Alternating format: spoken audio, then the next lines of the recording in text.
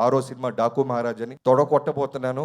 అనంతపూర్‌లో మీరే దాని గురించి అనౌన్స్ చేయబోతున్నారు. సో, చాలా గర్వంగా ఉంది. Thank you so much. అన్నానే నా టీమ్ అందరికీ, వెంకట్ ఫైట్ మాస్టర్, మొన్న నువ్వు స్టేజ్ మీద అన్నారు మీరు, ఎన్నో సినిమాలు చేశాను, బట్ ఈ సినిమా అనేది నా లైఫ్‌లో ఫస్ట్ 2.0 వర్షన్ అని. ఈ సినిమా అందరికీ 2.0 వర్షనే. ఈవెన్ నాకు అవ్వచ్చు, నా టీమ్‌కి అవ్వచ్చు, కెమెరామెన్ విజయ్ కార్తిక్ కన్నన్‌కి అయి ఉండొచ్చు, వెంకట్ మాస్టర్‌కి అవ్వచ్చు, అందరికీ కూడా. ఎందుకంటే మేము ఛాలెంజెస్ అన్నీ ఎక్స్‌ప్లోర్ అయ్యాం.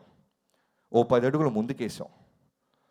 వీటన్నిటికి నాకు ముందుగా నీకు థ్యాంక్స్ చెప్పాల్సింది నాగవంశీ గారితో పాటు ఈ ఫంక్షన్స్ వెనకాల నిలబడి మమ్మల్ని బ్లెస్ చేసిన చిన్నబాబు గారికి.